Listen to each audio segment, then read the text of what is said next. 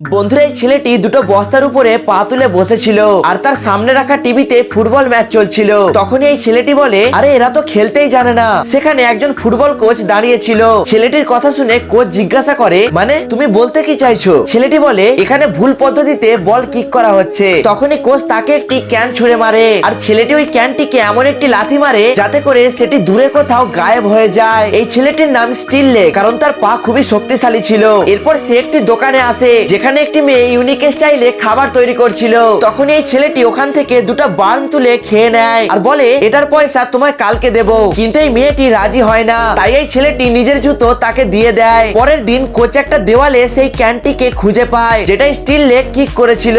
ওই ক্যানের মধ্যে একটি চিঠিও ছিল যেটা কোচ বার করে নেয়। এরপর কোচ ওই ক্যানটিকেও দেওয়াল থেকে বার করতে গেলে দেওয়ালটি ভেঙে পড়ে যায় আর দেওয়ালের পিছনে স্টিল লেগ দাঁড়িয়ে ছিল, যাকে কিছু জন গালাগালি দিচ্ছিল। তাই সে রেগে গিয়ে একটি বল দিয়ে তাদের 12টা বাজিয়ে দেয়। এটা দেখে কোচ তার কাছে একটি অফার নিয়ে আসে। তো বন্ধুরা এরপর কি হলো সেটা দেখার জন্য এই ভিডিওতে একটি লাইক আর চ্যানেলটিকে সাবস্ক্রাইব করে কমেন্টে পার্ট 2 নিশ্চয়ই লিখে যাবেন।